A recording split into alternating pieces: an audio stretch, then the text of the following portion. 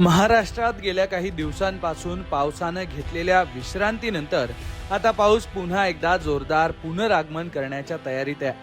भारतीय हवामान विभागानं दिलेल्या ताज्या अंदाजानुसार 9 ऑगस्ट पासून राज्यात पावसाचा जोर हळूहळू वाढणार आहे। राज्यात पुढचे काही दिवस पाऊस कसा असेल, कोणत्या जिल्ह्यांना अलर्ट आहे, जाणून घेऊया या रिपोर्टमधून।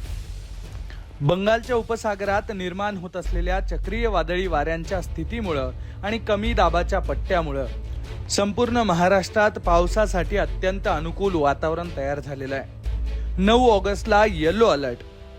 हवामान विभागानं दिलेल्या माहितीनुसार 9 ऑगस्ट रोजी मध्य महाराष्ट्र, उत्तर महाराष्ट्र तसंच मराठवाडा आणि पूर्व विदर्भातील अनेक जिल्ह्यांमध्ये विजांच्या कडकडाटासह ताशी 30 ते 40 किलोमीटर वेगानं वाहणाऱ्या वादळी वाऱ्यासह हलक्या ते मध्यम स्वरूपाच्या पावसाची शक्यता आहे। राज्यात कोणत्या जिल्ह्यांना रेड अलर्ट? उत्तर मध्य महाराष्ट्रातील नाशिक, अहिल्यानगर, जळगाव जिल्हा, मराठवाड्यातील छत्रपती संभाजीनगर, जालना, बीड, लातूर आणि धाराशिव, विदर्भातील नागपूर आणि गोंदिया या जिल्ह्यांना येलो अलर्ट असणार आहे। या भागांमध्ये पावसाच्या सरींसोबतच तीव्र विजांचा कडकडाट होण्याची शक्यता सुद्धा वर्तवण्यात आलेली आहे। 10 ऑगस्ट ते 15 ऑगस्ट दरम्यानचा पावसाचा अंदाज।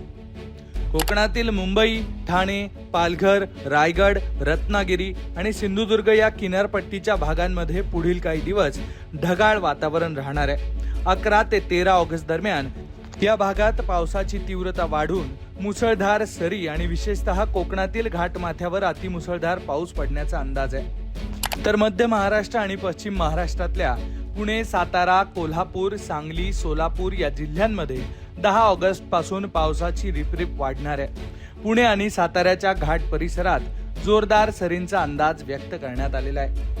तर तिकडे मराठवाड्यामध्ये 9 ऑगस्ट आणि 10 ऑगस्टला विजांच्या कडकडाटासह पाऊस झाल्यानंतर 11 ऑगस्ट पासून वाऱ्याचा वेग कमी होणार आहे। त्यामुळे परिणामी पाऊस सुद्धा कमी होणार आहे, पण हलक्या ते मध्यम स्वरूपाचा पाऊस हा सुरूच राहणार आहे। विदर्भात 10 ऑगस्ट पासून पाऊस टप्प्याटप्प्यानं वाढत जाण्याची शक्यता आहे। बंगालच्या उपसागरातील हवामान प्रणाली अधिक तीव्र झाल्यास 12 ते 14 ऑगस्ट दरम्यान नागपूर, चंद्रपूर, गडचिरोली आणि भंडारा या जिल्ह्यांमध्ये मुसळधार ते अतिमुसळधार पावसाचा इशारा देण्यात आलेला आहे। एकूणच राज्यात पुढचे काही दिवस वादळी वाऱ्यासह मुसळधार पावसाचा अंदाज नसला तरी मध्यम स्वरूपाचा पाऊस पाहायला मिळणार आहे।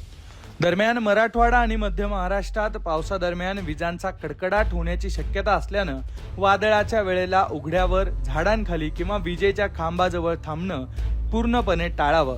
तसंच कोकण आणि घाटमाथ्यावर पर्यटनासाठी जाणाऱ्या नागरिकांनी, नद्यांच्या काठच्या रहिवाशांनी पाण्याचा अंदाज पाहून सतर्क राहावं असं आवाहन प्रशासनाकडून करण्यात आलेलं आहे। एकूणच तुमच्या भागात पावसाची परिस्थिती नेमकी कशी आहे ते कमेंटमध्ये नक्की लिहा आणि अशाच घडामोडी जाणून घेण्यासाठी लोकमत पाहत रहा।